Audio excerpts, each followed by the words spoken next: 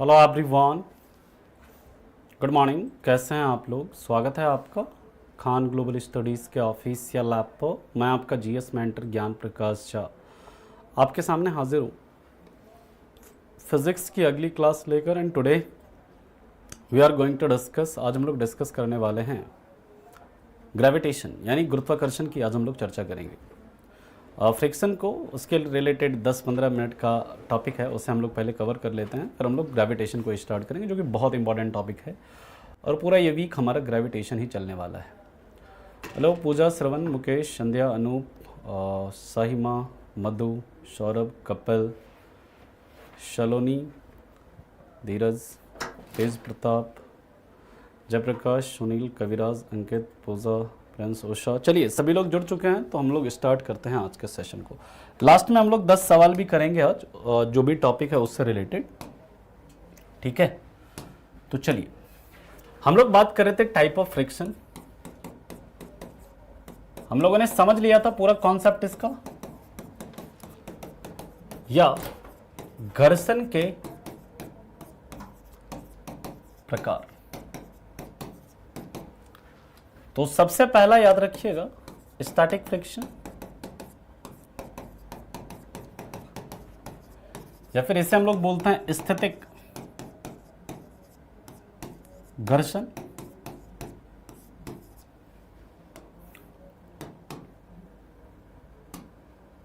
याद रखिएगा जब कोई पिंड विराम में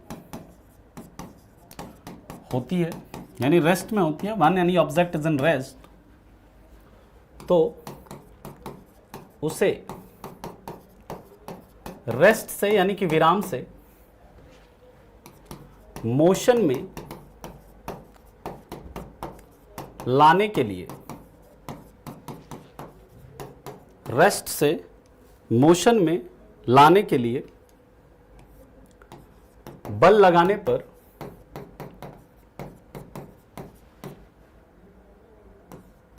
गति का विरोध करने वाले बल को, गति का विरोध करने वाले बल को स्टैटिक फ्रिक्शन या फिर स्थितिक घर्षण कहते हैं। यह हम लोगों ने समझ लिया था। जब कोई वस्तु किसमें होती है? रेस्ट में होती है। रेस्ट से उसे मोशन लाने के लिए जो हम लोग क्या करते हैं, उसके ऊपर फोर्स लगाते हैं। तो उस दौरान जो उस गति का जो विरोध करेगा उसे हम लोग क्या कहेंगे? उसे हम लोग स्टैटिक फ्रिक्शन कहेंगे। क्लियर?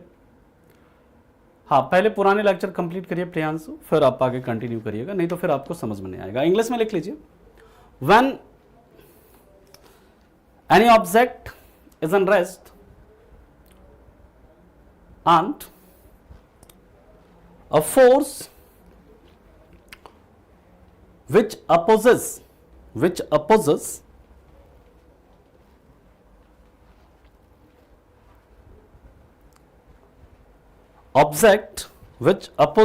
object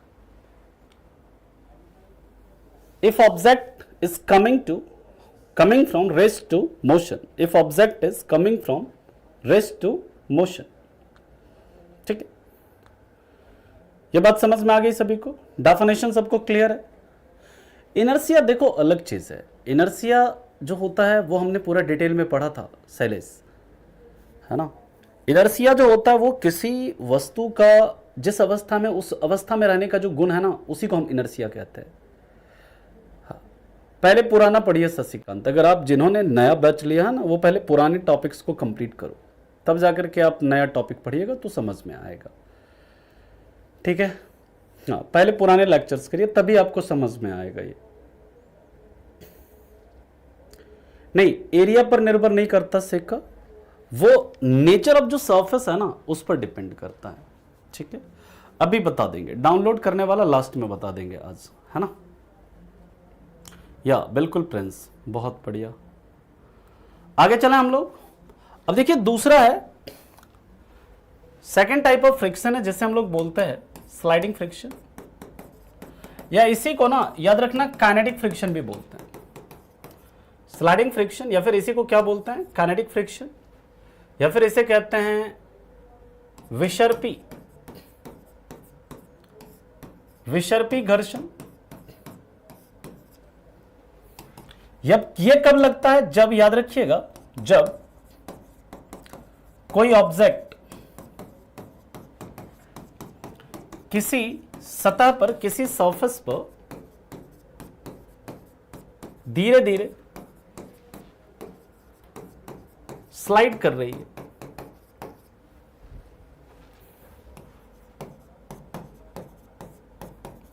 यानी कि ऑलरेडी किसमें है, वो गति में है, ऑलरेडी किसमें है, मोशन में है। उस दौरान जो उसके ऊपर फ्रिक्शन काम करेगा वो क्या होगा, वो आपका स्लाइडिंग फ्रिक्शन होगा। ठीक है। और तीसरा याद रखिएगा, जिसे हम लोग कहते हैं रोलिंग फ्रिक्शन।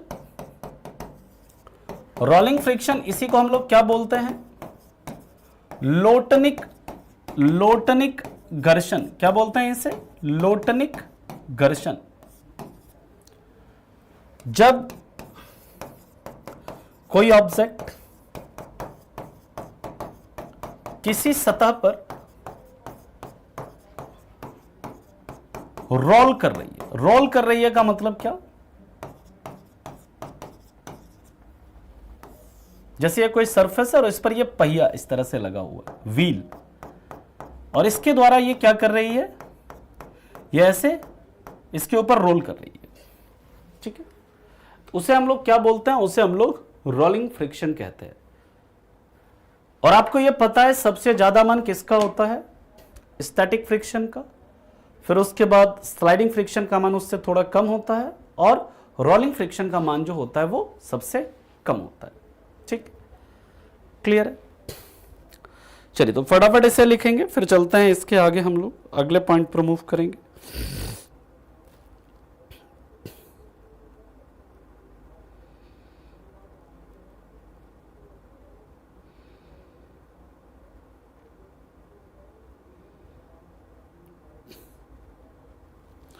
यहां तक लिख लिया सभी ने? हाँ ठीक है। अब 4-5 पॉइंट और है, उसे हम लोग देख लेते हैं, है ना। और आपको पीडीएफ कैसे डाउनलोड करते हैं उसका अभी लास्ट में बताएंगे, आपको कैसे पीडीएफ को डाउनलोड करते हैं वो बता देंगे। अब पहले पॉइंट्स को लिखिए। अगला पॉइंट याद रखिएगा, जो बॉल बियरिंग लगा होता है पहियों में, है ना, बॉल बियरिंग, ये क्या करता है, बॉल बियरिंग स्लाइडिंग फ्रिक्शन को, यानी जो विसर्पी घर्षण है, स्लाइडिंग फ्रिक्शन को किसमें कन्वर्ट करता है, रोलिंग फ्रिक्शन या फिर लोटनिक घर्षण में।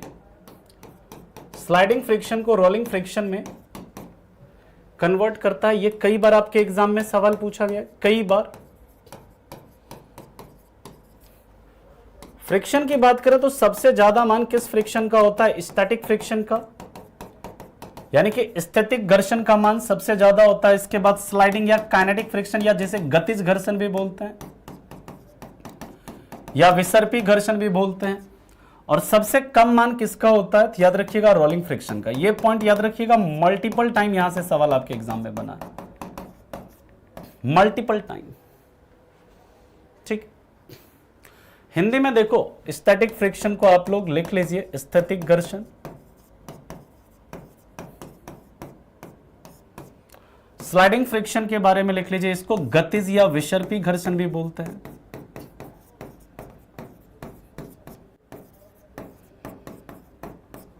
और इसे क्या कहते हैं, इसे हम लोग लोटनिक घर्षण कहते हैं, लोटनिक घर्षण कहते हैं, लोटनिक घर्षण कहते हैं। ठीक, क्लियर। बॉल बियरिंग को हिंदी में बॉल बियरिंग ही कहेंगे, है ना, बॉल बेरिंग। स्लाइडिंग फ्रिक्शन को आप गतिज घर्षण लिख लो, रोलिंग फ्रिक्शन को आप लोटनिक घर्षण लिख लो। यहां पर मैंने हिंदी में लिख दिया है। ठीक। अब याद रखिएगा, फ्लूइड में कौन कौन शामिल होता है। जब फ्लूइड की बात करते हैं, तरल की बात करते हैं, तो याद रखिएगा तरल में आपका लिक्विड भी आता है और तरल में आपका गैस भी आता है। फ्लूइड में आपका क्या आता है, लिक्विड भी आता है और आपका गैस भी आता है। और फ्लूइड के द्वारा की जब बात करते हैं, है ना, फ्लूइड के जब हम लोग बात करते हैं तो फ्लूइड के द्वारा भी किसी ऑब्जेक्ट पर क्या लगाया जाता है, फ्रिक्शन लगाया जाता है। लेकिन जो फ्लूइड के द्वारा जो फ्रिक्शन लगाया जाता है ना, याद रखिएगा, तरल के द्वारा लगाए जाने वाले फ्रिक्शन को या लगाए जाने वाले घर्षण को क्या कहा जाता है, ड्रैग। ये बहुत इंपॉर्टेंट पॉइंट है, ड्रैग, या इसको हिंदी में बोलते हैं कर्षण। क्या बोलते हैं, घर्षण नहीं बल्कि कर्षण। फ्लूइड में यानी तरल में कौन कौन आता है, तो याद रखिएगा, तरल में आपका फ्लूइड में लिक्विड एंड गैस दोनों आता है, द्रव और गैस दोनों आता है। इसमें द्रव और गैस दोनों आता है। लिक्विड के द्वारा भी, जब आप मान लीजिए कोई बोट है वो पानी पर चल रहा है, तो उसके द्वारा भी मतलब उसके ऊपर घर्षण लगाया जाएगा, लेकिन उसे हम लोग क्या कहेंगे, फ्रिक्शन नहीं बल्कि उसे क्या बोलते हैं, ड्रैग कहते हैं। ड्रैग या फिर उसे कर्षण कहते हैं। या फिर हवा द्वारा, जब हवा को मान लीजिए हवा में कोई कागज आप क्या करते हो, ऐसे नीचे फेंक देते हो, या हवा में कोई वस्तु अगर आप गिराते हैं तो वहां पर भी क्या होता है, आपका फ्रिक्शन काम करता है, वहां पर भी आपका घर्षण काम करता है। उसे हम लोग क्या कहते हैं, उसे हम लोग ड्रैग कहते हैं या फिर उसे हम कर्षण कहते हैं, है ना। क्लियर है, बात समझ में आ गई। तो यहां पर हमारा फ्रिक्शन टॉपिक जो है कंप्लीट हो जाता है। फ्रिक्शन में देखिए आपके एग्जाम में इससे ज्यादा सवाल नहीं बनता है, जो आपके एग्जाम का लेवल है एनटीपीसी में, इससे ज्यादा सवाल आपके नहीं बनेंगे, ठीक है। रोलिंग फ्रिक्शन का वैल्यू स्लाइड फ्रिक्शन से कम होता है, क्यों गुरुजी, कल की क्लास जाकर के देखिए, है ना, क्योंकि वहां पर जो बॉल बियरिंग होता है ना, वो क्या करता है, वो उस फ्रिक्शन के वैल्यू को घटा देता है,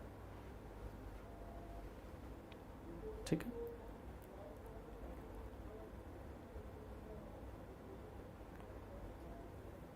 देखिए मैक्सिमम चीजें हिंदी में है सर, है ना।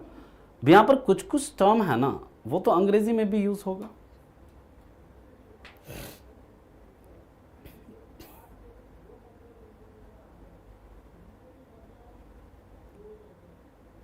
प्रैक्टिस करिए, बिल्कुल बनेगा न्यूमेरिकल, क्यों नहीं बनेगा। हाँ, टेक्नीशियन में भी जो पहला पेपर होता है उसके लिए इनफ है, सीबीटी 1 जो होता है उसके लिए इनफ है, ठीक है, क्योंकि ये हिंदी मीडियम बैच है ना रिजवान, इसलिए। टॉर्क पढ़ेंगे आगे, जब हम लोग वर्क एनर्जी पावर पढ़ेंगे ना, तो वहां पर पढ़ेंगे टॉर्क के बारे में नीतीश, क्योंकि जो आपका उसके कई सारे कारण है राहुल। अभी ग्रेविटेशन पढ़ेंगे ना, तो वहां पर आपको बताएंगे सब ये सब, ठीक है ना।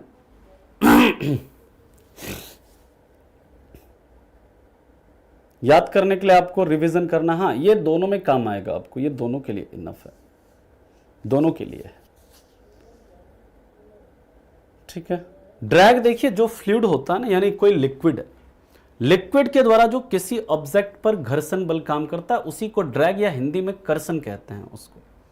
या हवा के द्वारा या कोई अन्य गैस है उसके द्वारा जब किसी पिंड पर, किसी ऑब्जेक्ट पर जो घर्षण बल काम करता है ना, उसी को हम लोग ड्रैग कहते हैं या उसी को हम लोग क्या बोलते हैं, कर्षण कहते हैं, ठीक है। स्लाइडिंग फ्रिक्शन को ही काइनेटिक फ्रिक्शन भी कहा जाता है, इसी को काइनेटिक फ्रिक्शन भी कहा जाता है, ठीक है। क्लियर है।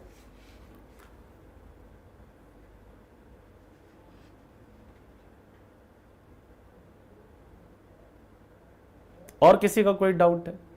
केमिस्ट्री पहले फिजिक्स कंप्लीट होगा फिर केमिस्ट्री स्टार्ट होगा। बॉल बियरिंग का मतलब होता है पहिया, कभी साइकिल का पहिया देखे हो या मोटरसाइकिल का पहिया देखे हो, इसके बीच में जो यहाँ पर होता है ना, यहाँ पर एक बियरिंग यूज होता है इस तरह से, इसके बीच में ऐसे ऐसे ऐसे ऐसे क्या होता है, ये छल्ला लगा होता है, और ये छल्ला क्या करता है, इस जो ऐसे करके छर्री इसमें लगा होता है इस तरह से गोल गोल सा, ये क्या करता है, ये इसके ऊपर स्लाइड करता है, और ये स्लाइडिंग फ्रिक्शन को किस में करता है, रोलिंग फ्रिक्शन में कन्वर्ट कर देता है, ठीक है।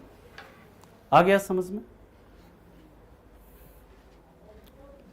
जब कागज को आप गिराते हैं, जो पेपर है, कोई पेपर को आप नीचे गिराइएगा तो हवा के कारण देखते हैं वो इधर उधर होता है, सीधा गिरता है क्या, नहीं, क्योंकि जो हवा अगर मौजूद है तो वो उसको क्या करेगा, उसके ऊपर फ्रिक्शन लगाएगा, वो उसके ऊपर घर्षण लगाएगा।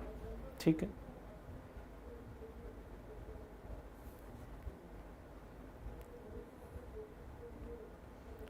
क्लियर है।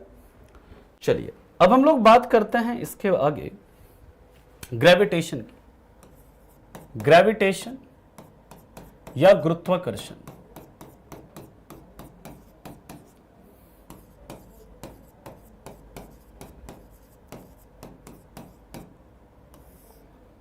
तो सबसे पहले जब बात करते हैं गुरुत्वाकर्षण की, तो याद रखिएगा ये जो गुरुत्वाकर्षण है ये दो वर्ड से मिलकर बना हुआ है। एक तो वर्ड है यहां पर क्या, ग्रेविटी, ग्रेविटी या फिर जैसे हम क्या कहते हैं गुरुत्व, और दूसरा जो वर्ड है यहां पर वो क्या है, अट्रैक्शन। अट्रैक्शन या फिर जैसे हम क्या कहते हैं आकर्षण। समझिएगा, ये जो है ग्रेविटी और क्या है आपका अट्रैक्शन, दो वर्ड से हमारा ये क्या मिला हुआ है, ग्रेविटेशन बना हुआ है। यानी इसका गुरुत्वाकर्षण का मतलब क्या, किसी वस्तु के गुरुत्व के कारण, किसी वस्तु के ग्रेविटी के कारण उसके बीच में जो लगने वाला आकर्षण बल होता है ना, उसे हम लोग क्या कहते हैं, गुरुत्वाकर्षण बोलते हैं। तो पहले आप इसका डेफिनेशन लिखो, फिर हम लोग इसे समझेंगे। किसी पिंड के गुरुत्व के कारण उसके बीच लगने वाले बल को गुरुत्वाकर्षण बल कहते हैं। अभी आपको समझ में आएगा कि ये गुरुत्व क्या है, ये सब अभी हम लोग समझेंगे।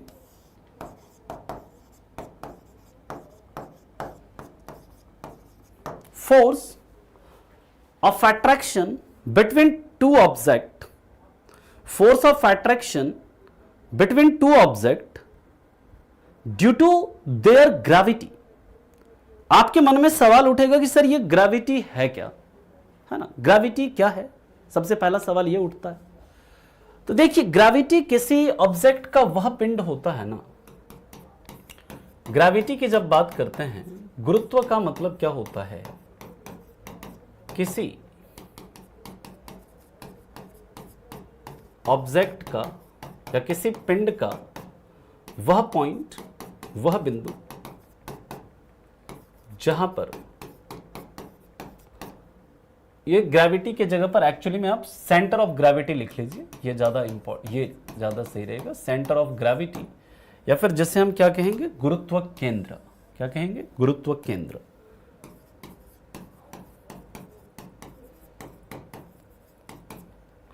किसी ऑब्जेक्ट का वह पॉइंट जहां पर उसका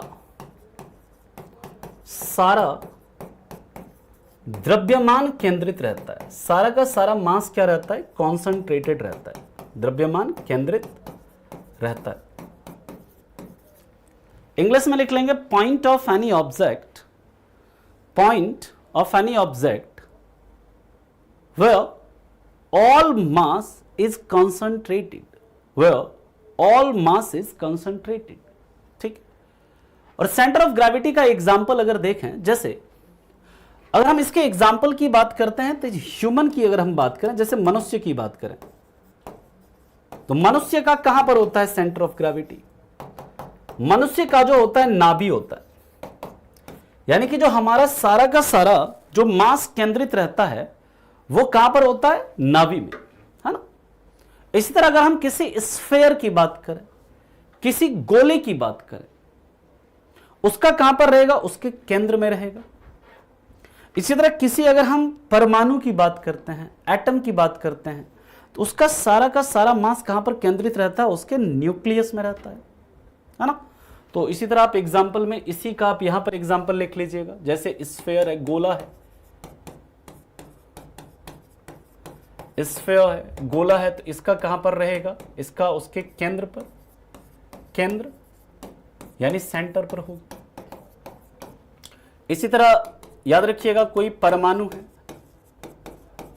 परमाणु यानी अगर कोई एटम है, और एटम को किसने खोजा आप लोग बताओ? इसका क्या होता है? न्यूक्लियस में होता है। न्यूक्लियस यानी कि नाभिक में होता है ना? यानी सेंटर ऑफ ग्रेविटी का मतलब क्या है? Neha, you want to be blocked, आपको ब्लॉक होना है, या यू आर ओवर स्मार्ट, ज्यादा आप स्मार्ट हैं? बताइए, या तो आप ज्यादा स्मार्ट हैं या फिर आपको ब्लॉक होना है। मिनट नहीं लगेगा ब्लॉक होने में, ज्यादा स्मार्ट बनने की जरूरत नहीं है ना?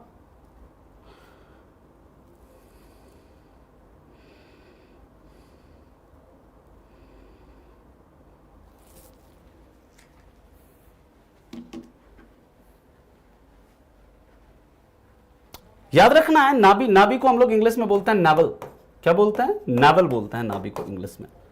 ये जो मतलब जहां पर हमारा मास केंद्रित है। एटम को किसने खोजा था? तो याद रखिएगा एटम को खोजने वाले थे सबसे पहले डाल्टन ने खोजा था। मैं फिर से एक बार समझा रहा हूं, चीजों को समझिए। ये जो ग्रेविटेशन है क्या, किसी भी पिंड के गुरुत्व के कारण यानी ग्रेविटी के कारण उसके बीच जो लगने वाला अट्रैक्शन फोर्स होता है उसे हम लोग क्या कहते हैं? ग्रेविटेशन कहते हैं। आपके मन में उठेगा सवाल कि सर ये गुरुत्व क्या है? यानी गुरुत्व किसी पिंड के अंदर, किसी ऑब्जेक्ट के अंदर वह पॉइंट होता है ना, वह बिंदु होता है जहां पर कि उसका सारा का सारा क्या है? मास केंद्रित।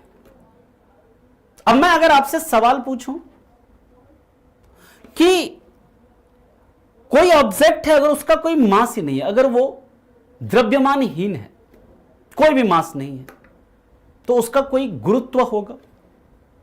बताइए। अगर कोई ऑब्जेक्ट है, अगर कोई पिंड है, उसका कोई मास ही नहीं, द्रव्यमान ही नहीं, तो उसका कोई सेंटर ऑफ ग्रेविटी होगा? कोई गुरुत्व ही नहीं होगा उसमें। और जब गुरुत्व नहीं होगा तो क्या उसके बीच आकर्षण बल लगेगा? बताइए। तो उसके बीच कोई आकर्षण बल नहीं लगेगा। इससे आपको क्या पता चलता है कि गुरुत्वाकर्षण बल तभी लगेगा जब किसी पिंड का कुछ ना कुछ क्या होगा? द्रव्यमान होगा। जब किसी पिंड का कुछ ना कुछ क्या होगा? द्रव्यमान होगा। और अगर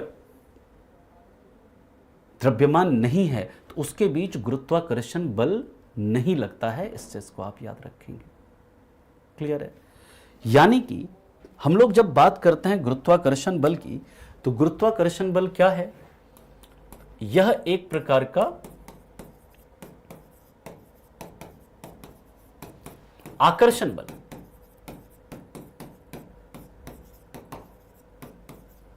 और याद रखिएगा, it is a type of attractive force. It is a type of attractive force. ये नॉन कांटेक्ट फोर्स भी है, असंपर्क बल भी है ना? याद रखिएगा कि यह हमेशा किसी ऐसे दो पिंड के बीच लगता है, किसी ऐसे दो पिंड के बीच लगता है जिसका कुछ द्रव्यमान हो, जिसका कुछ क्या हो? द्रव्यमान हो। It always apply between two objects which have some mass, which have some mass। लेकिन सवाल उठता है कि आखिर, है ना, आखिर ये जो आपका ग्रेविटेशन है इसको किसने खोजा? तो याद रखिएगा इसकी खोज किसने की? इसकी खोज न्यूटन ने की। किसने की? न्यूटन ने की। जब इनके ऊपर क्या गिरा था? एप्पल। ये किसी पेड़ के नीचे बैठे थे और उनके ऊपर क्या गिरा? एप्पल गिरा। और याद रखिएगा ये ग्रेविटेशन जो है ना, गुरुत्वाकर्षण जो है ना, ये पूरे ब्रह्मांड में, पूरे यूनिवर्स में, पूरे ब्रह्मांड में लगता है, हर दो पिंड के बीच लगता है। कहेंगे सर क्या सन और अर्थ के बीच लगता है? लगता है। क्या सन और मून के बीच लगता है? लगता है। कोई भी दो ऑब्जेक्ट है ना, कोई भी दो पिंड है ना, उसके बीच क्या लगेगा? ग्रेविटेशन फोर्स लगेगा, यानी कि उसके बीच आपका गुरुत्वाकर्षण बल लगेगा, अगर उसका कुछ ना कुछ क्या है? द्रव्यमान है। और अगर द्रव्यमान नहीं है तो आपका ये ग्रेविटेशन फोर्स नहीं लगता है। बात समझ में आ क्लियर है? पॉइंट है ना? तो फटाफट इसे नोट करिए। यहां तक किसी को कोई दिक्कत है तो बताइए, फिर चलते हैं इसके आगे।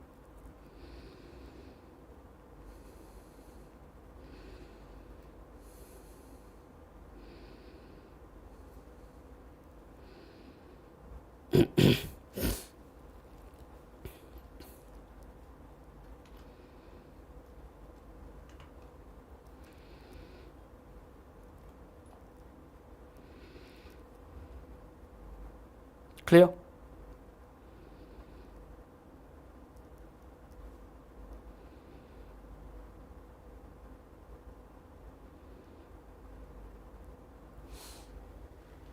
अभी देखिए, ये जो सेंटर ऑफ मास है, सेंटर ऑफ ग्रेविटी है, इसमें क्या डिफरेंस है, वी विल डिस्कस फर्दर। इसे हम लोग डिस्कस करेंगे, है ना?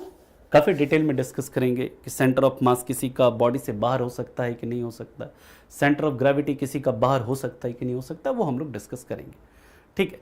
लेकिन अभी आपको बस ये समझना है कि सेंटर ऑफ ग्रेविटी यानी गुरुत्व केंद्र क्या होता है, जहां पर किसी भी वस्तु का सारा मास क्या होता है? केंद्रित होता है। बस आप अभी इतना समझो, ठीक? अब ये जो न्यूटन, ये गुरुत्वाकर्षण का एक नियम दिया किसने? न्यूटन ने। अब अभी समझो कॉन्सेप्ट को। तो हम लोग अभी बात करने वाले हैं किसकी? Newton law of gravitation.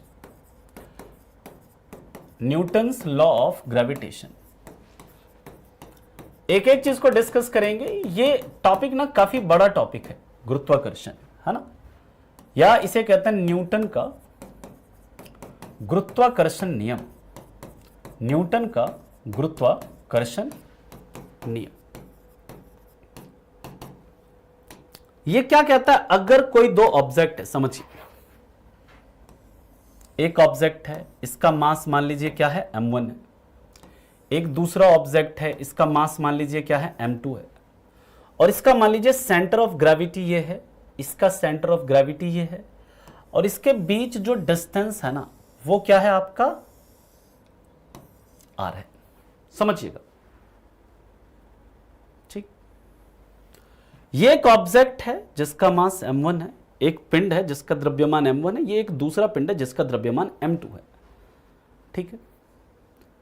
सब बताएंगे आसमीन, बट आपको थोड़ा पेशेंस रखना पड़ेगा, है ना? आपको एक अच्छा लिसनर बनना पड़ेगा सीखने के लिए चीजों को। एक ऑब्जेक्ट है, उसका मास क्या है? m1 है। दूसरा ऑब्जेक्ट है, उसका मास क्या है? m2 है। और इसके सेंटर ऑफ ग्रेविटी जो है, इसका जो गुरुत्व केंद्र है, इसके बीच देखो क्या हो गया जी, इसके बीच जो आपका डिस्टेंस है कितना है? r है। तो न्यूटन ने क्या कहा? न्यूटन ने कहा कि इसके बीच अगर कोई ऑब्जेक्ट है और उसका कुछ ना कुछ द्रव्यमान है, तो उसके बीच क्या होगा? हमेशा गुरुत्वाकर्षण बल लगेगा। और इसके बीच जो लगने वाला बल होगा वो डायरेक्टली प्रोपोर्शनल होगा किसके? इस दोनों के मास के गुणनफल के। इस दोनों के मास के गुणनफल के क्या होगा? समानुपाती होगा। यानी इस दोनों के द्रव्यमान का जो गुणनफल है उसका डायरेक्टली प्रोपोर्शनल होगा। ये निशान है, ये जो है ना, इसको हम लोग यूज करते हैं किसके लिए? डायरेक्टली प्रोपोर्शनल के लिए, यानी कि समानुपाती होता। मैं यहां पर लिख भी देता हूं। न्यूटन ने क्या कहा कि किसी दो पिंड के बीच लगने वाला गुरुत्वाकर्षण बल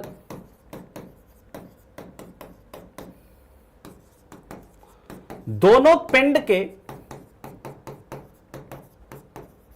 द्रव्यमान के गुणनफल के द्रव्यमान के गुणनफल के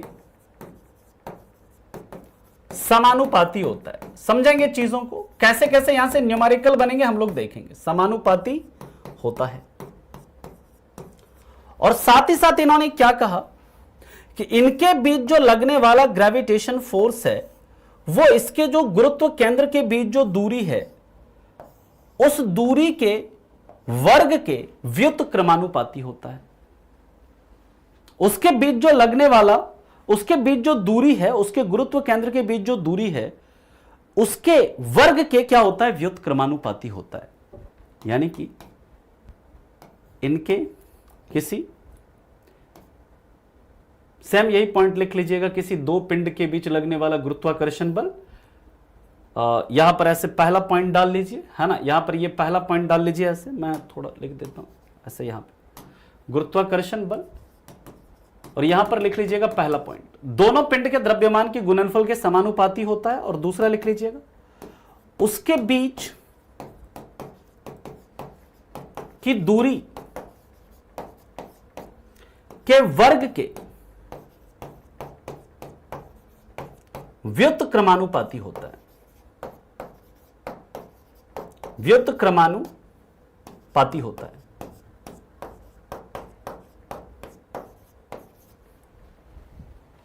यानी कि gravitation force between two object, gravitation force between two object first is directly proportional to multiplication of mass of the object and inversely proportional to square of the distance between the object, है ना, inversely proportional to square of distance between the object. अब यहां पर क्या होता है, ध्यान से समझिए। इन्होंने क्या किया,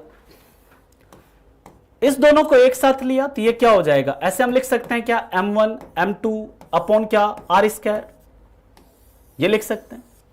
लेकिन यहां पर क्या होता है, अब एक कांस्टेंट आता है, और वो जो कांस्टेंट आता है वो क्या आता है, कैपिटल G आता है, कैपिटल G, और क्या m1 m2 अपॉन क्या r स्क्वायर। ये कैपिटल G क्या है, इसके ऊपर अभी हम डिटेल में चर्चा करेंगे। यानी कि न्यूटन का गुरुत्वाकर्षण नियम क्या कहता है कि किसी दो पिंड के बीच लगने वाला जो गुरुत्वाकर्षण बल होगा उसका मान कितना होगा, capital G into m1 into m2 बटे r स्क्वायर के बराबर होता है, इंटू r स्क्वायर के बराबर होता है। मतलब G m1 m2 बटे r स्क्वायर के बराबर होता है। अब यहां से कैसे कैसे सवाल बनते हैं, किस प्रकार के प्रश्न बनेंगे, ये कैपिटल G क्या है, इसका मान कितना होता है, किसने खोजा, we will discuss in very detail, बहुत डिटेल में अभी हम कैपिटल G का बात करेंगे। कैपिटल G को बहुत डिटेल में देखेंगे। बट अब ये कैपिटल G क्या है, तो ये एक यूनिवर्सल ग्रेविटेशनल कांस्टेंट है, सार्वत्रिक गुरुत्वाकर्षण नियतांक बोलते हैं इसको। इसको अब हम डिटेल में डिस्कस करेंगे कैपिटल G को। अभी कैपिटल G स्मॉल g के बीच में भी डिफरेंस देखेंगे, सुरभि पूरे डिटेल में देखेंगे डिफरेंस, लेकिन पहले दोनों को पढ़ेंगे तब आपको खुद ही डिफरेंस समझ में आएगा। आप अभी बस ये समझो कि कोई ऑब्जेक्ट है एक m1 और एक ऑब्जेक्ट है m2, इसके बीच डिस्टेंस है r, तो इसके बीच जो गुरुत्वाकर्षण बल लगेगा ये इसके ऊपर लगाएगा, ये इसके ऊपर लगाएगा, ठीक है। ये किसके ऊपर लगाएगा, ये ऑब्जेक्ट जो है इसके ऊपर लगाएगा, ये ऑब्जेक्ट जो इसके ऊपर लगाएगा, दोनों एक दूसरे के ऊपर लगाएगा। और इस गुरुत्वाकर्षण बल का मान क्या होगा, ये क्या हो जाएगा, ये होगा capital G m1 m2 upon r square के बराबर होगा। ये फॉर्मूला आपने याद रखना है, this formula is very very important. ये बात समझ में आ गई। अभी पीडीएफ आपको बताएंगे कैसे डाउनलोड होता है, लास्ट में आपको बताएंगे। यहां तक किसी को कोई दिक्कत है तो पहले आप ये बताओ, फिर हम लोग चलते हैं इसके आगे। ये बात सभी को समझ में आई?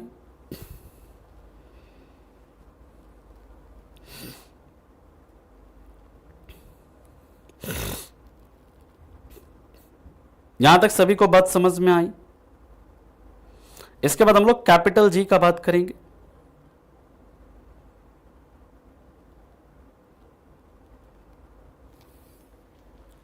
आगे चलें, चलिए। अब देखिए यहां पर नोट में आपको दो पॉइंट याद रखना है। नोट में पहला पॉइंट याद रखना है, किसी द्रव्यमान हीन कण पर यानी कोई मासलेस अगर कण है, कण पर लगने वाले गुरुत्वाकर्षण बल का मान क्या होगा?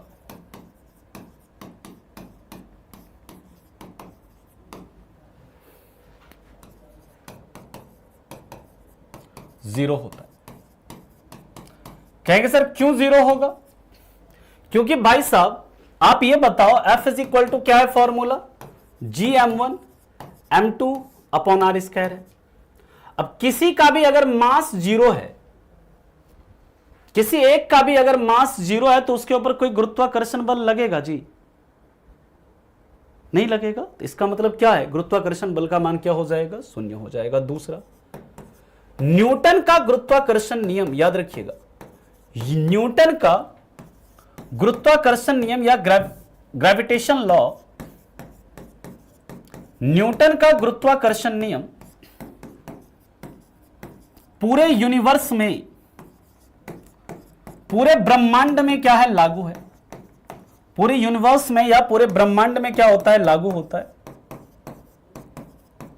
यानी पूरे यूनिवर्स में क्या होता है? वैलिड होता है न्यूटन का गुरुत्वाकर्षण नियम। यानी कि Newton's law of gravitation is valid for entire universe, valid for entire universe. ठीक है, इसके बाद की बात करते हैं। थर्ड याद रखिएगा, आप लोग ये बता सकते हैं कि न्यूटन के पहले भी एक ऋषि हुआ करते थे जिन्होंने बताया था कि सभी वस्तुएं पृथ्वी की ओर आकर्षित होती है। वेरी गुड रोहन, बिल्कुल सही बताया आपने। याद रखिएगा, ब्रह्मगुप्त ने इंपॉर्टेंट रेलवे ना ऐसा सवाल खूब पूछता है। ब्रह्मगुप्त, हिंदी में लिख लीजिएगा, ब्रह्मगुप्त ने न्यूटन से पहले बताया था कि सभी वस्तुएं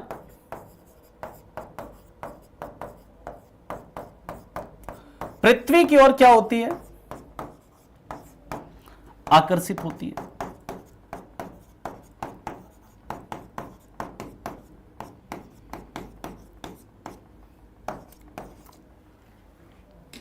सभी वस्तुएं किसकी ओर? पृथ्वी की ओर आकर्षित होती है। न्यूटन से पहले किसने बताया था? ब्रह्मगुप्त ने बता दिया था। आपसे पूछा जाता है कि कौन से वो व्यक्ति थे जिन्होंने न्यूटन से पहले बताया था कि जितने भी ऑब्जेक्ट हैं वो अर्थ की ओर क्या होते हैं? अट्रैक्ट होते हैं। वो थे, याद रखिएगा, ब्रह्मगुप्त। मून के ऊपर भी गुरुत्वाकर्षण बल लगता है साहब, है ना? कितना लगता है, क्या लगता है? वी विल डिस्कस जब हम लोग डिस्कस करेंगे मून को। ठीक, क्लियर है पॉइंट? अब हम लोग बात करेंगे इसके आगे, ये कैपिटल जी क्या है, कैपिटल जी का मान कितना है, और यहां से और कैसे कैसे सवाल बनेंगे। We will discuss in very detail. ये चैप्टर बहुत आराम से पढ़ना है, बहुत इंपॉर्टेंट चैप्टर है। यहां से बहुत ज्यादा सवाल बनते हैं आपके पेपर में, बहुत ज्यादा न्यूमेरिकल भी बनते हैं, है ना? तो कोई जल्दीबाजी नहीं है हमें इसको, मतलब कि हम तुरंत मतलब पूरा खत्म कर दें एक के दिन में, ऐसा नहीं। आराम आराम से चीजों को पढ़ना है, पूरा डिटेल में पढ़ना है। ठीक है, क्योंकि कहीं से भी सवाल बन सकता है यहां से। ये बहुत इंपॉर्टेंट चैप्टर है। अब देखिए, हम लोग जब बात करते हैं ग्रेविटेशन की, सबसे पहले हम लोग बात करेंगे कैपिटल जी क्या है। कैपिटल जी पढ़ेंगे, फिर हम लोग स्मॉल जी पढ़ेंगे, फिर दोनों के बीच में डिफरेंस पढ़ेंगे। इसको हम लोग बोलते हैं सार्वत्रिक गुरुत्वाकर्षण नियतांक या सार्वभौमिक गुरुत्वाकर्षण नियतांक लिख सकते हैं आप इसे। सार्वत्रिक गुरुत्वाकर्षण नियतांक या सार्वभौमिक गुरुत्वाकर्षण नियतांक लिख सकते हैं, या फिर इसे बोलते हैं यूनिवर्सल ग्रेविटेशनल कांस्टेंट। क्या बोलते हैं? Universal gravitational constant. नाम में ही देखिए क्या लगा है, यूनिवर्सल ग्रेविटेशनल कांस्टेंट।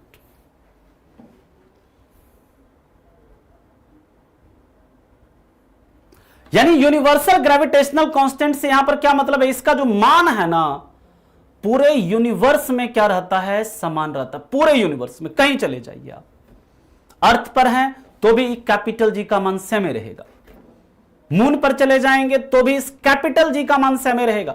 स्मॉल जी का मान बदलता है, स्मॉल जी अलग है। स्मॉल जी क्या है? वो गुरुत्वीय त्वरण है। वो क्या है? एक्सेलरेशन ड्यू टू ग्रेविटी है। कैपिटल जी क्या है? ये सार्वत्रिक गुरुत्वाकर्षण नियतांक है, दोनों में फर्क है। स्मॉल जी का जो मान है ना वो बदलता रहेगा। छोटका जी ये जो ऐसे लिखते हैं इसका मान बदलेगा, लेकिन जो कैपिटल जी है, बड़का जी है, इसका मान नहीं बदलेगा। इसका मान पूरे यूनिवर्स में क्या रहेगा? समान रहेगा। लेकिन सवाल उठता है सर इसका मान होता कितना है? तो सबसे पहले याद रखिएगा इसका मान खोजा किसने? कई बार रेलवे में सवाल पूछा है, रेलवे क्या अलग अलग एग्जाम में पूछा है। इसका मान सबसे पहले किसने बताया? इसका मान सबसे पहले हेनरी कैवेंडिश ने खोजा। किसने खोजा सर? हेनरी कैवेंडिश, जिसने हाइड्रोजन को खोजा था ना, वही हेनरी कैवेंडिश ने खोजा। मतलब इसका मान सबसे पहले किसने बताया? हेनरी कैवेंडिश ने बताया। और इसका मान कितना होता है सर? इसका जो मान होता है ना, इसका जो मान होता है, इसका जो वैल्यू होता है, याद रखिएगा एक एक पॉइंट जो है ना कहीं से सवाल पूछ सकता है आपसे। 6.67 इंटू 10⁻⁻11 न्यूटन मीटर स्क्वायर पर केजी स्क्वायर। यूनिट भी याद रखना है सर, मैं बार बार बोल रहा हूं। 6.67 इंटू 10⁻⁻11 और यूनिट क्या है? न्यूटन मीटर स्क्वायर पर केजी स्क्वायर। ठीक। और याद रखिएगा इसका जो वीमा होता है, वीमा यानी कि डायमेंशन कितना होता है इसका, याद रखने का जरूरत नहीं है, यह आपको पता है, आप इसे कैलकुलेट कर लो। केजी, न्यूटन को किस में कन्वर्ट करेंगे बताओ? केजी मीटर पर सेकेंड स्क्वायर इंटू क्या है? मीटर स्क्वायर बटे केजी स्क्वायर। ये है ना जी, 1 केजी कट गया, क्या बचा? MQ बटे केजी एस स्क्वायर, यही बचा ना। कन्वर्ट करो इसको, एम केजी को कन्वर्ट करेंगे किसमें? ये कन्वर्ट करो इसको, एम को किसमें कन्वर्ट करेंगे? एल में, L3 हो गया। केजी को एम में करेंगे, सेकंड को किसमें? टी में करेंगे, तो क्या हो जाएगा बताइए? M-1 L3 T-2 M-1 L3 T-2 होगा या नहीं होगा बताओ? क्लियर। और याद रखिएगा यह एक कैसी राशि है? तो यह एक अदिश राशि है, यानी कि यह एक स्केलर क्वांटिटी है, क्योंकि इसका कोई दिशा वगैरह नहीं है, सिर्फ और सिर्फ क्या होता है? इसका मैग्नीट्यूड होता है। It is a scalar quantity. और याद रखिएगा कि इसका मान, इसका वैल्यू पूरे यूनिवर्स में, पूरे ब्रह्मांड में क्या रहता है? पूरे यूनिवर्स में सेम रहता है। पूरे ब्रह्मांड में क्या रहता है? सेम रहता है, समान रहता है। इसका वैल्यू चेंज नहीं होता। बात समझ में आ गई? किसी को कोई दिक्कत?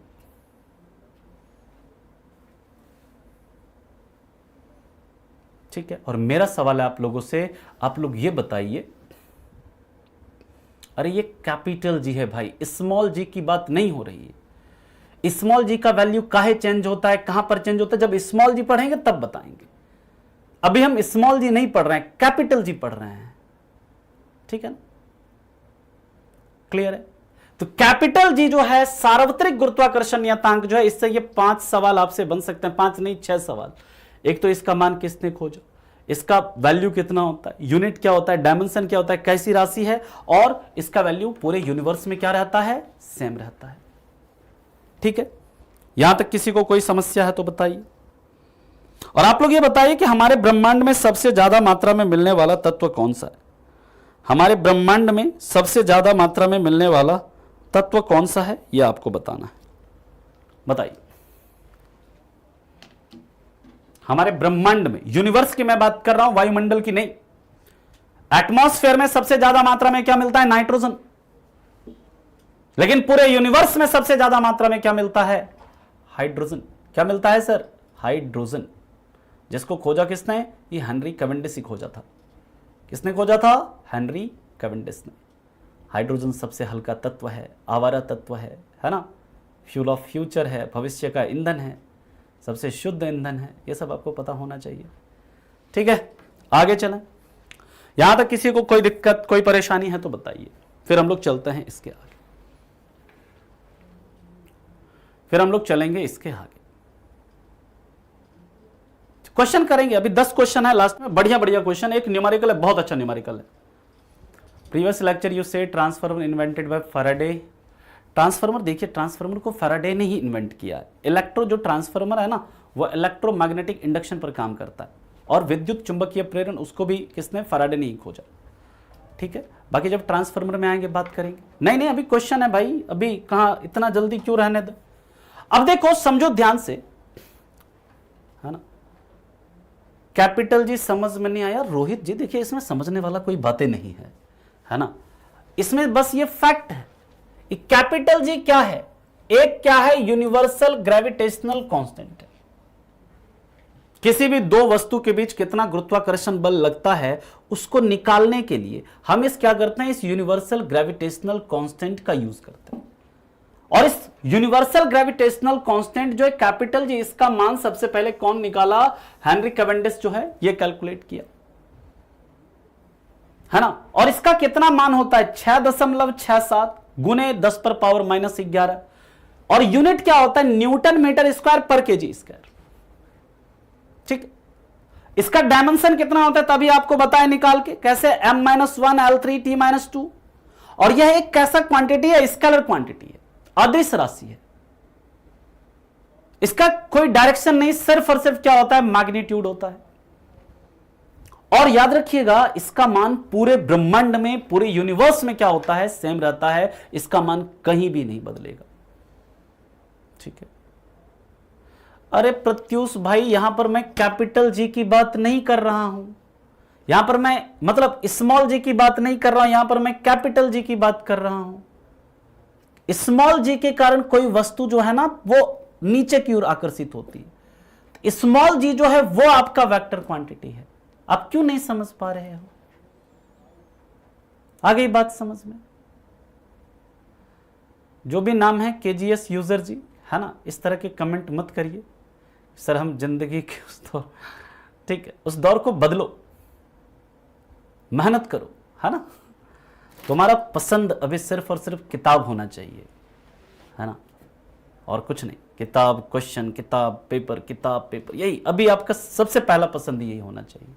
सबसे पहला पसंद अभी आपका क्या होना चाहिए? रेलवे की नौकरी।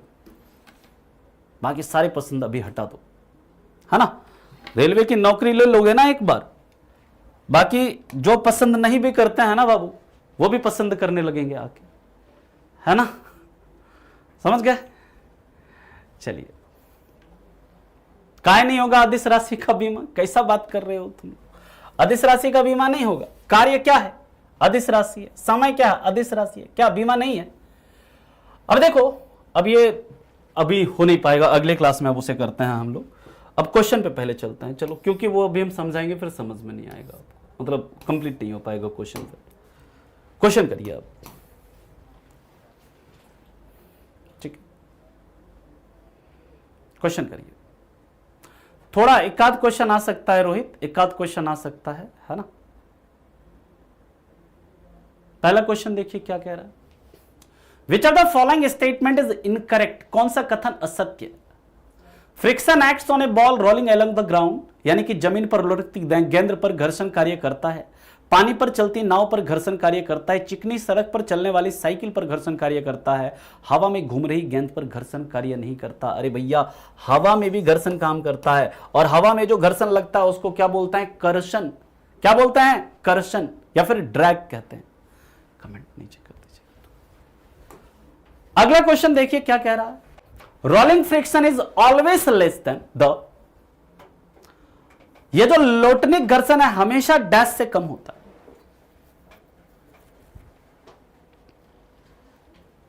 लोटनिक घर्षण हमेशा डैश से, दोनों से कम रहेगा ना जी, बताओ।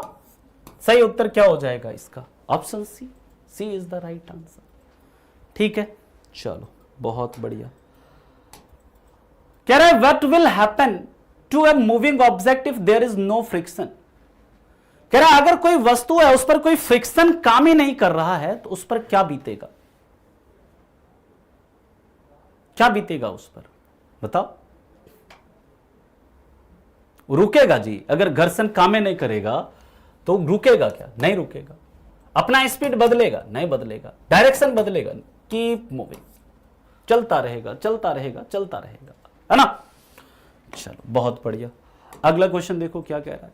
गति का सही समीकरण कौन सा नहीं है? इसमें से कौन सा कह रहा है गति का सही समीकरण नहीं है? गति का समीकरण पढ़ाए थे,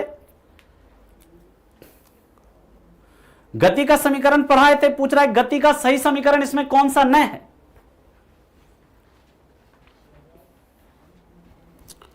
तो यह बताओ तुम लोग कि v इज इक्वल टू क्या होता है? u प्लस एटी होता है कि u माइनस एटी होता है? v is equal to u plus a t होता है ना जी। यही वाला गलत है, बाकी तो सब सही है। ये भी सही है, ये भी सही है, ये भी सही है ना। चलो अभी क्वेश्चन बहुत बढ़िया क्वेश्चन है। ये न्यूमेरिकल एक है, करो तुम लोग, करिए इस न्यूमेरिकल को। बहुत अच्छा न्यूमेरिकल है।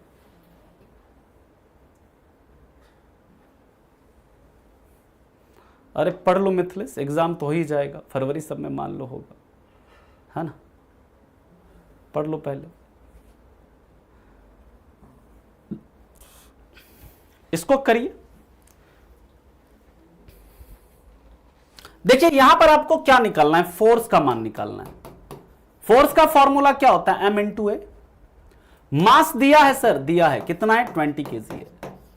एक्सेलरेशन लेकिन नहीं दिया है। आपको क्या दिया है कि कितना स्पीड से चल रहा है? 20 मीटर पर सेकंड की स्पीड से चल रहा है, यानी कि u कितना है? 20 है। कितना स्पीड हो जा रहा है? 5 मीटर हो जा रहा है, यानी कि v कितना है? 5 मीटर पर सेकंड। कितना डिस्टेंस कवर कर रहा है? s कितना है आपका? 100 मीटर है। यहां से आप क्या करिए? एक्सेलरेशन निकालिए। एक्सेलरेशन कैसे निकालेंगे? वही वाला formula, v square minus u square upon 2s। v कितना है? 5 का स्क्वायर माइनस u कितना है? 20 का स्क्वायर बटे 2s। 2 इंटू क्या हो जाएगा? 100। यानी एक्सेलरेशन कितना आ गया बताओ? 25 माइनस 375 माइनस 400 बटे 20 कितना आ गया जी? माइनस 375 बटे 20 आ गया। यही रहने दो, एक्सेलरेशन इसी वैल्यू में रहने दो, चेंज मत करो इसको। ठीक है, यही होगा। सॉरी 200 होगा ना, माइनस 375 बटे 200, 200 होगा। यही रहने दो, चेंज नहीं करो इसको। अब आपको पता है फोर्स इज इक्वल टू क्या है? Mass into acceleration. मास कितना है? 20। एक्सेलरेशन कितना आया बताओ? माइनस 375 बटे 200 आया है। यह 20 से कितना बार में कटेगा? 200, 10 बार में, यानी माइनस 375 बटे 10 कितना हो जाएगा बताओ? Minus 37.5 Newton. इस तरह का न्यूमेरिकल आपके पेपर में बनता है। आ गया सबको समझ में?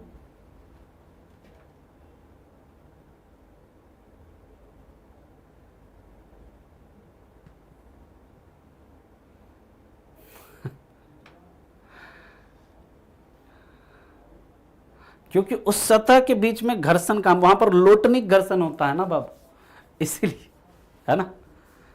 चलिए अगला क्वेश्चन देखते हैं। कर ऐसा सवाल ही एग्जाम में मिलता है देखने को। 20 माइनस 200 ना होगा सर? कैसे 200 होगा ना सर? 20 माइनस 200 कैसे होगा बाबू, बताओ। अभी पीडीएफ बताएंगे दीपक बाबू, थोड़ा सा इंतजार करिए। कैसे पीडीएफ डाउनलोड करना है बताएंगे। यहां पर कौन सा होगा? कह रहा है कौन सा न्यूटन की गति के तीसरे नियम का उदाहरण नहीं है? न्यूटन की गति के तीसरे नियम का उदाहरण नहीं है, यह पूछ रहा है आपसे। और बताए थे आपको, खिलाड़ी जब कैच पकड़ते समय अपना हाथ ऐसे पीछे करता है बाबू, वो किसका उदाहरण है? ये सब बी जो उत्तर दे रहा है ना, सब जाकर के नोट रिवाइज करो तुम लोग, नहीं तो ऐसे ही गलती करोगे सब। ए ना होगा जी। हम सतह पर जो, मतलब जब जमीन पर चलते हैं तो वहां पर क्या होता है? सतह पर चलते हैं यानी कि जमीन पर चलते हैं, ये तो न्यूटन की गति का तीसरा नियम काम करेगा ना, वहां पर इसमें भी काम करेगा, इसमें भी काम करेगा। आया समझ में? बताओ, ये सब क्वेश्चन गलत कर दोगे तो कैसे काम चलेगा? अगला क्वेश्चन कह रहा है इसमें से कौन सा एक इनर्शिया का प्रकार नहीं है? इसमें से कौन सा इनर्शिया का प्रकार नहीं है?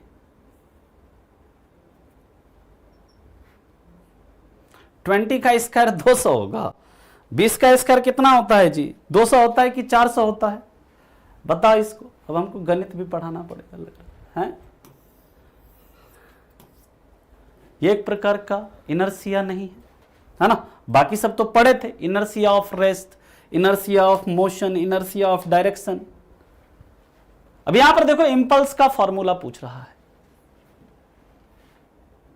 कि आवेग का क्या सूत्र होता है। बताए थे आवेग का सूत्र,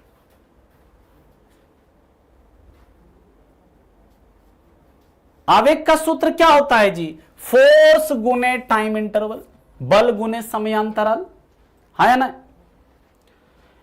जो जो गलती कर रहा है ना, सब जाकर के नोट्स पढ़ो, नहीं पढ़ोगे इसी तरह एग्जाम में भी गलती करोगे। रिवाइज करो जाकर के नोट्स को।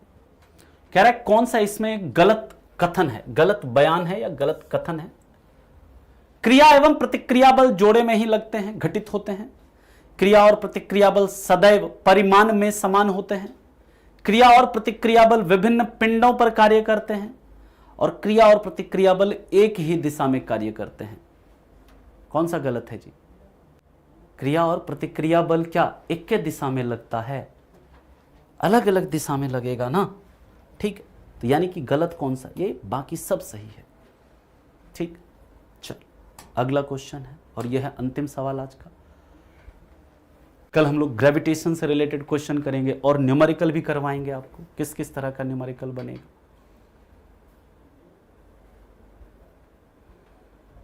पूछ रहा है जो कैपिटल जी है इसका मान कौन खोजा? कौन खोजा? हेनरी कैवेंडिश खोजा। न्यूटन ने क्या खोजा? थ्योरी ऑफ रिलेटिविटी को खोजा, है ना?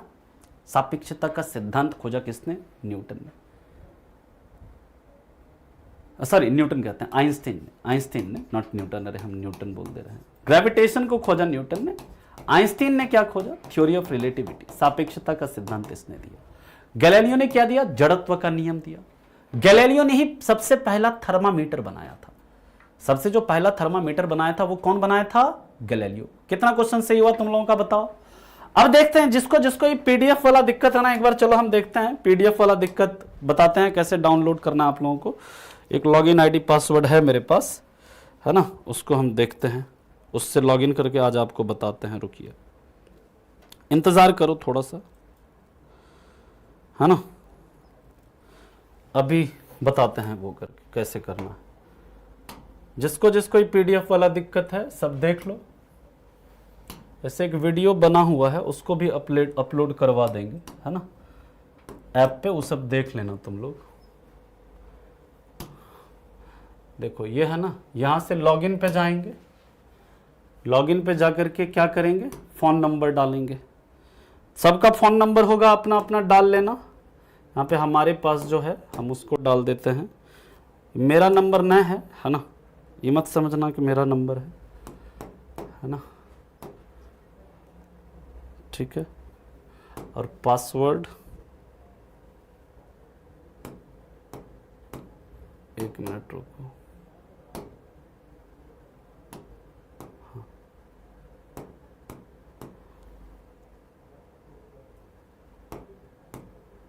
सब लोग रुको, अभी बताते हैं। 8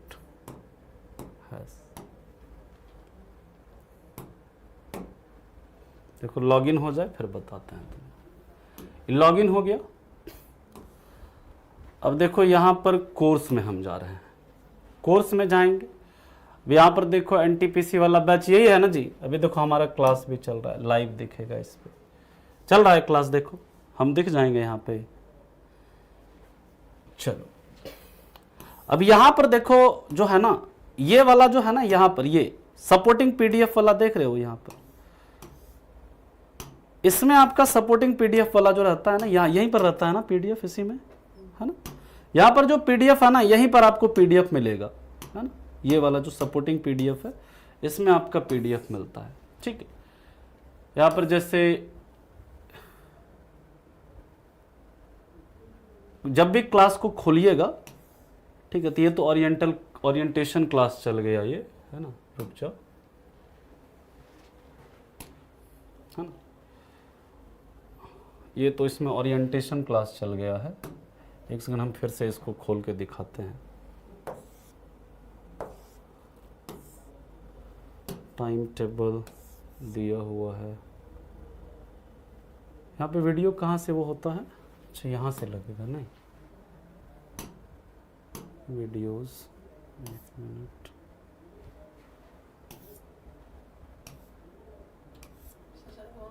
कहाँ पे रहता है, हाँ अच्छा यहाँ पे, यहाँ पर देखिए जैसे हम अपना नाम डालेंगे, आ गया फिजिक्स बाय ज्ञान सर। अब यहाँ से देखिए ये आपका कहाँ पे, अब यहाँ पे देखिए ये वीडियो, इसको खोलते हैं यहाँ पे, इसमें तो डाटा ही नहीं आ रहा है कुछ।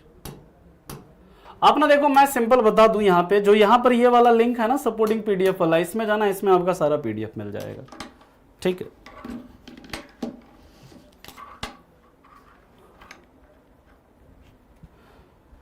अच्छा नोट्स वो दे देंगे, नोट्स आज नहीं दे पाए, है ना, दे देंगे, नोट्स दे देंगे, है ना। A4 साइज का पीडीएफ वो आपको लास्ट में मिलेगा। ठीक है, हाँ, पीसी और मोबाइल दोनों वाला सिस्टम अलग अलग है। ठीक है, वन लाइनर वाला कल दे देंगे, कल दे देंगे वन लाइनर वाला, है ना। ठीक है, वाईटी पे क्लास बहुत कम होता है, जब भी होगा क्लास बता देंगे आपको, जब वाईटी पे क्लास होगा तब आप बता देंगे आप लोगों को। ठीक है, तो इस तरह से आप कर लीजिएगा, जैसे आपको बताया है ना, इस तरह से आप कर लीजिएगा, मिल जाएगा आपको पीडीएफ। नहीं मिलता है फिर हम ये हैं, फिर से बता देंगे आपको कैसे इसको कर सकते हैं। ठीक है, चलिए मिलते हैं आपसे फिर कल की क्लास में। कल अभी हमारा ये पूरा वीक जो है ग्रेविटेशन ही हम लोग पढ़ेंगे, गुरुत्वाकर्षण ही हम लोग पढ़ने वाले हैं। कभी कभी पूछता है कन्हैया, बहुत रेयर पूछता है, बहुत रेयरली पूछता है 12th वाला, और जहाँ पर पूछेगा ना 12th वाला वो हम बताएंगे आपको, चिंता मत करिए। ठीक है, चलिए, thank you so much, bye bye, take care and have a good day, thank you.